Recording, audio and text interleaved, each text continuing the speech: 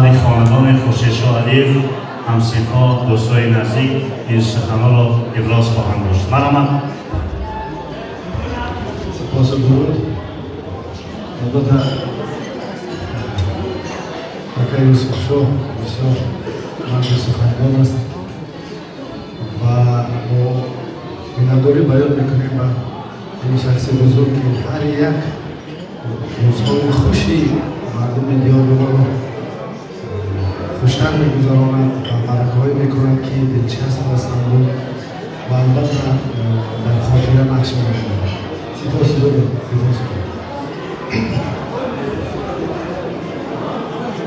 منم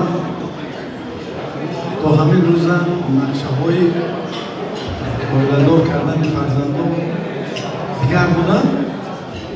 وقتی که من حلاوت خورشیدشاه دیدم، رقص او را دیدم که چه خیلی می‌رقصد، من همین چیز الهامم تیزتر شد. شاید خدا نصیب کنم ما هم به همین روزا میرسیم. امیدواریم که خورشید گشایش خواهد داد در این مسئله و در حقیقت فرزندی خورشیدشاه بسیار خوشبخت است که چنین پدر دارد.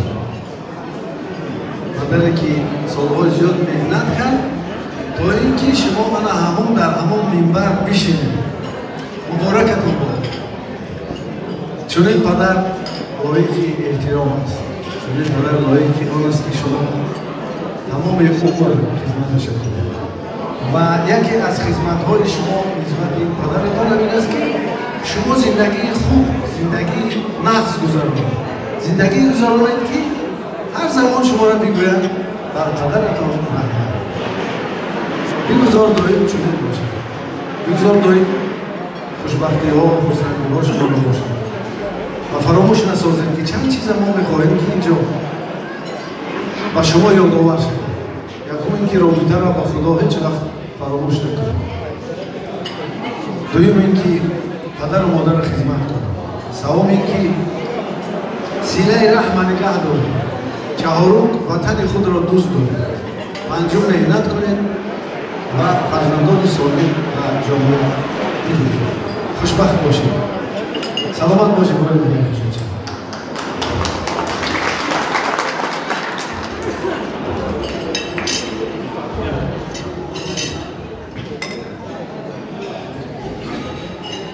آقایان شما را وقتی نیکو همسفر بادا. آقایان شما را وقتی نیکو همسفر بادا. شبی فردایتان روشن‌تر از نوری سحر بادا. برای روزگاری نو قدم یک جایه بنهادید. قدم‌هاتون از اول آخر خطر بادا. در این شبی که عروسی پریچهره و داماد خوش‌طالع از شیرینی شاهکاسه آب نکاح چشیده گرفتند و در پهلوی یکدیگر چون غنچه‌ای در بستان نودمیده سرخم نشسته با تپش قلب سوزان به آواز با یکدیگر گفتگوی دارند. این شعر ایفاده‌گر هر دوی دلدادگان باشد. دو دلداره که با هم دل می‌دادند، دو دلداره که با هم دل می‌دادند، در این وقت را بر روی خود گشادند.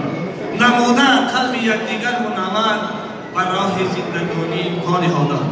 و عروس میگویم عروسی نازنین تویت مبارک، گلی بشکفته رویت مبارک، کمانی دشمنت بشکسته بادا، کمانی حق ابرویت مبارک. با داماد بخت میخواهم که خوشبختی جهان باشد. با داماد بخت میخواهم که خوشبختی جهان باشد.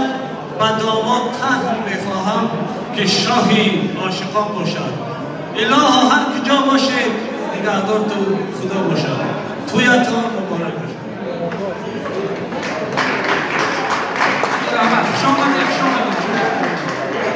زنده باشم. بهترین سخنان را همصفای پدر داماد خان و نظیر محمد میخواهد باشند. سخن نیک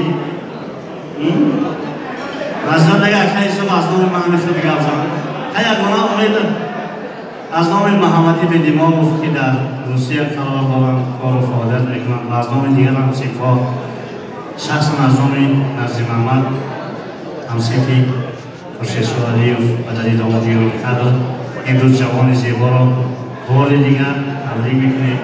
هم ردیف سخنهای این نفرها میشویم و تمنا میکنیم که خوشبخت‌ترین عائله در جامعه ما باشند و بگذار که در زندگی خویش هیچگاه درد استرا نبینند.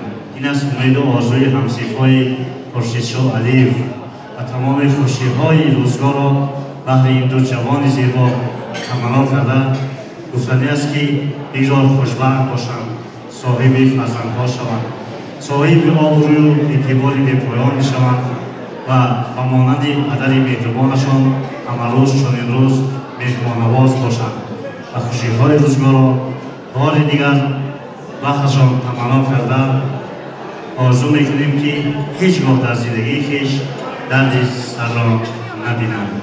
بار دیگر بخت یار و خدا مددگارتان. یک خزک به افتخارشان بزنید. زنده باشند، زنده باشند و بار دیگر تمام خوشی‌های